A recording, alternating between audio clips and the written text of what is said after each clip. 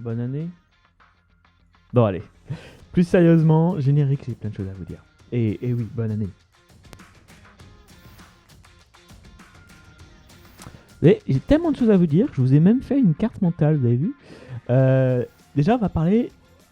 Ce vlog, c'est état d'esprit, d'accord? C'est ce qui s'est passé dans ma tête ces dernières semaines. Euh, J'espère parler pour dire des choses que vous n'entendrez pas ailleurs, ok? Parce que j'en ai marre, notamment de toute cette extorsion à faire des posts LinkedIn bilan annuel, objectifs annuels, à être dans le partage forcé, à être dans la transparence forcée, puisque tout le monde va mettre des objectifs financiers, il faut aussi le faire soi-même, n'est-ce pas?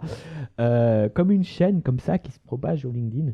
Je suis pas fan de LinkedIn, et quand LinkedIn est comme ça, avec une sorte de pression à avoir un discours comme ça, au fond un peu forcé, moi ça m'avait pas dans un bon mood.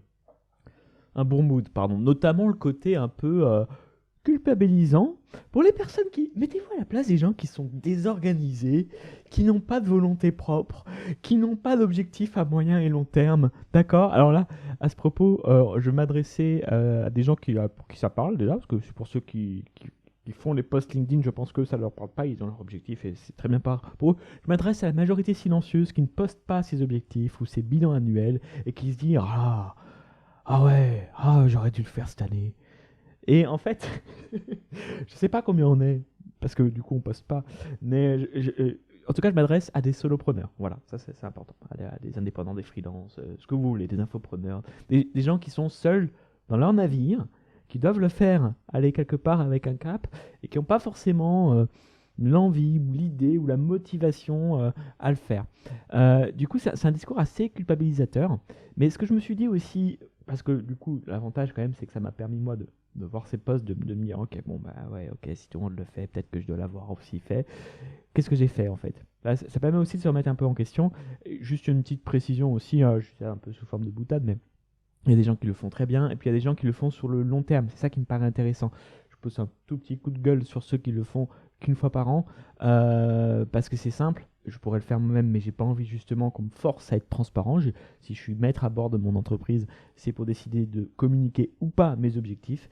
Ils sont personnels, ce qui nous motive est personnel, donc j'ai pas envie de les partager. Mais par contre, ceux qui le font sur du moyen terme et qui, je sais pas moi, régulièrement ne font pas que partager leurs objectifs, mais partagent aussi comment ils y sont arrivés. Par exemple, Kudak fait ça très bien. Bah là, oui, là, vous, pour moi, à mes yeux, personnellement, vous êtes légitime pour me faire le bilan annuel, puisque c'est quelque chose que vous avez raconté tout au long de l'année. Bref, c'est juste pour dire que, comme partout, il y en a qui le font bien et d'autres, moi en tout cas, ça me touche moins. C'est moins ma sensibilité. Et je serais incapable de faire comme ceux qui le font bien. C'est pour ça que je le fais pas, sinon je le ferais volontiers. Mais j'ai pas la sensibilité pour vouloir partager déjà. D'une part, j'ai pas la volonté de vouloir aujourd'hui partager publiquement certaines données. Et surtout, je n'ai pas la sensibilité de le faire. Maintenant, j'apprécie ceux qui le font sur du, encore une fois, moyen terme et pas juste une fois par an. Bref, mais pour être honnête, pourquoi ça me touche autant de voir justement ce genre de post en me disant ah quand même, pourquoi ça m'énerve quoi. Et pour être honnête, je me demande si je suis pas trop dur avec moi-même parce que c'est c'est pas juste que j'ai aucun objectif, c'est faux, j'en ai quand même des objectifs. Ça m'atteint pas parce que j'ai pas d'objectif. Par contre, et je les remercie du coup, tous ces posts LinkedIn m'ont permis de me rendre compte que, en effet, j'avais mal défini mes objectifs. Donc, ça permet de comparer quand même. Comparaison, parfois, c'est votre pire ennemi, hein. C'est pour ça que ces posts LinkedIn, moi, je m'en méfie un peu. Et en même temps, ça permet voilà, de se comparer aussi, quoi. Donc, pas trop de comparaison, mais un petit peu, parfois, ça fait pas de mal.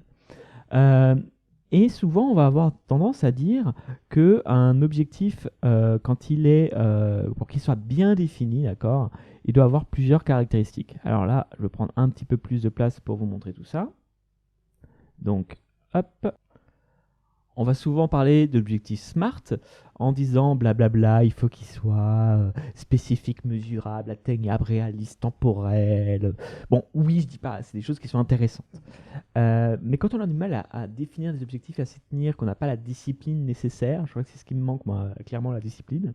J'espère que cette vidéo vous parle et si vous êtes, dans mon cas, ça vous parle. C'est pour vous, c'est pour ceux qui sont dans ce cas-là, d'accord? Ceux qui ont déjà une discipline, vous avez posté votre post LinkedIn, parfait pour vous. Pour les autres, écoutez-moi. Cette exercice à faire des objectifs SMART, spécifiques, mesurables, atteignables, réalistes, temporels, ok, pourquoi pas. Moi, il y a un mot là-dedans qui m'a beaucoup aidé, qui n'était même pas dans ces listes-là, ou en tout cas avec une petite nuance, c'est le mot actionnable. Euh, pour pouvoir faire un objectif, et comme tous ces gens sur LinkedIn, dire par exemple, je veux faire, je sais pas moi, par exemple, 15 000 euros de CA par mois, voilà. Le problème de cet objectif-là, c'est que pour qu'il fonctionne, il faut que vous ayez une idée très précise de comment faire ces 15 000 euros en fait.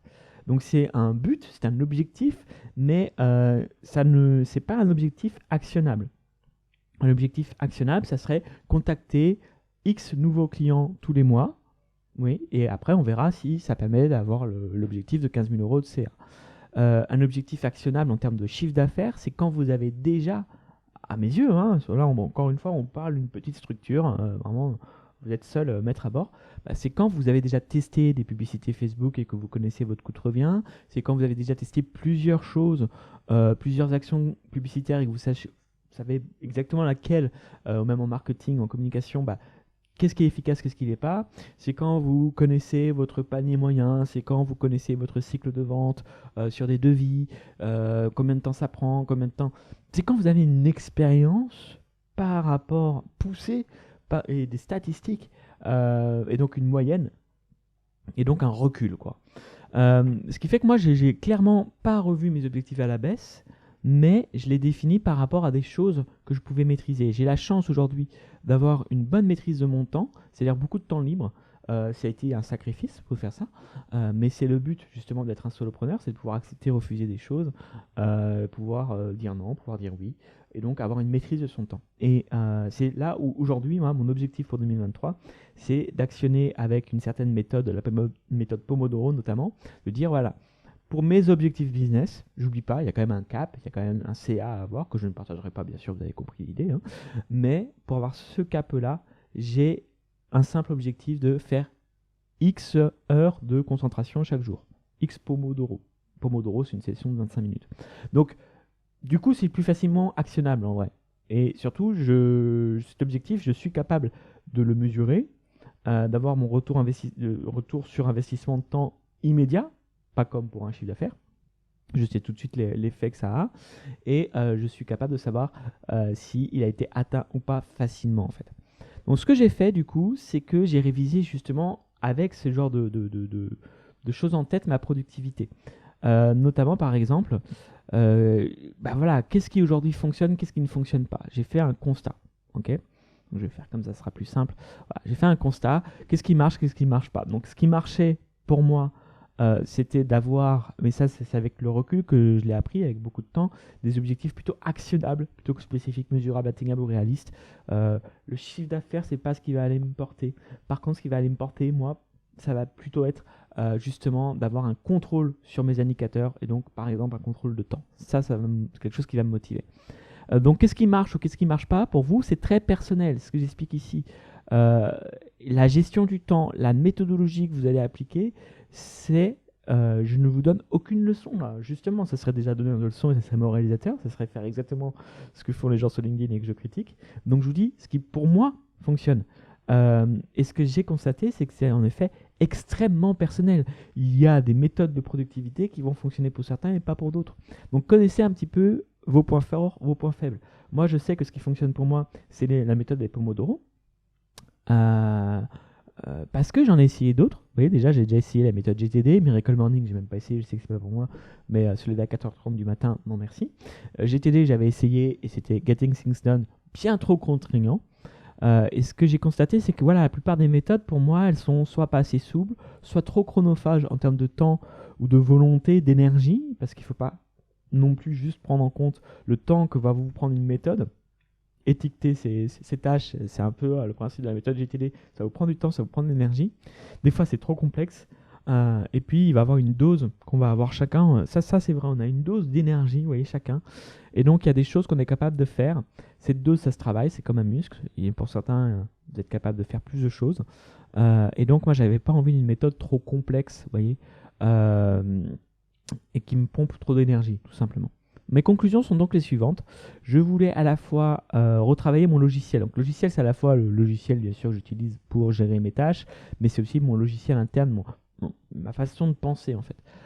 Et donc, je voulais un objectif, ok, business, parce que je pense que c'est quand même important d'avoir un cap, mais je voulais surtout une routine simple. Moi, ma routine, je ne peux pas tellement simple qu'il n'y en a qu'une au début, et puis je suis assez partisan de la méthode des petits pas. Une fois que celle-là est ancrée, à la limite, j'en mets une autre, mais je veux déjà ancrer une routine. Ma routine, c'est juste euh, me répéter plusieurs choses le matin. Ok, je vous dis pas lesquelles, c'est perso, mais c'est des choses qui vont me conditionner. Bon, c'est plus simple que de faire 100 pompes, dans mon cas. Je pense que pour vous aussi. Je vous dis pas que c'est ce qu'il y a à faire, mais je vous dis juste essayer de trouver une routine simple. Peut-être même une routine plus qu'un objectif. Parce que l'idée derrière, bon, encore une fois, pour moi, c'est ce qui va fonctionner, je pense. J'en ai cette conviction. C'est que, je ne sais pas si vous avez déjà fait du sport. Quand vous faites du sport et que vous vous dites, ça va être le premier pas vers une série, une boucle de bonnes habitudes, c'est la vérité. C'est-à-dire que quand vous commencez à faire du sport, vous dormez mieux parce que vous êtes fatigué le soir et donc du coup, comme vous dormez mieux, vous avez plus d'énergie. Comme vous avez plus d'énergie et que vous commencez à faire du sport, vous commencez à mieux manger. Bref, c'est vraiment une boucle vertueuse. Donc ça, simplifiez votre système de travail, de production et essayez d'avoir une seule bonne résolution que vous pouvez tenir qui est actionnable. Moi, je vous le dis, je vous donne faites comme vous voulez, mais pour moi, par exemple, ça va être de me faire dans ma tête une répétition de 10 phrases, enfin non, de 3 phrases 10 fois de suite. C'est quelque chose que je juge, voilà, ça je peux pas la louper, hein. Enfin, franchement, je peux pas. Me répéter 10 fois dans la tête une chose, je peux pas louper. Mais du coup, quand on parle de logiciel et quand on parle de productivité, trouver un logiciel qui du coup corresponde un petit peu à cet état d'esprit-là, c'est-à-dire un... Là, je suis pas dans l'hypercroissance, vous voyez, mon objectif c'est pas de faire du chiffre d'affaires. Mon objectif c'est d'avoir du temps libre et d'être dans un business lifestyle. Donc vraiment mettre en avant aussi ce côté un petit peu développement personnel, avoir du temps pour faire ce que j'aime. Du coup, j'ai cherché des logiciels en fait. Et je me suis rendu compte que le logiciel pour gérer, faut quand même gérer les clients, il faut quand même gérer les projets, mais ils étaient soit trop simples, là je prends l'exemple de Wunderlist ou de Things par exemple, soit trop complexes, comme l'exemple de ClickUp. Trop complexe parce que en fait ils sont pensés pour les entreprises.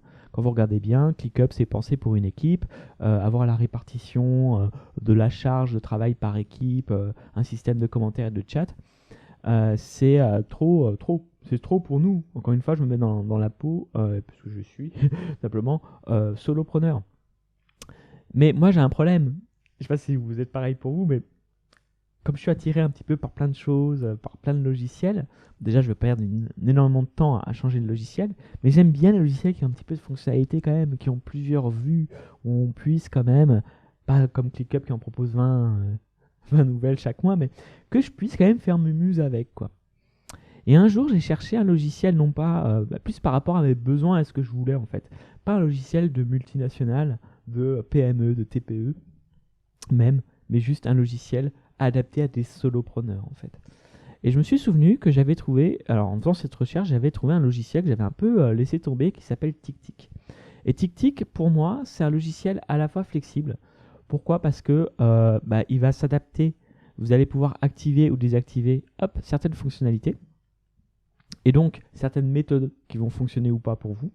Moi, personnellement, la méthode que j'aime beaucoup, Pomodoro, est très bien exécutée sur TickTick, donc ça me plaît bien.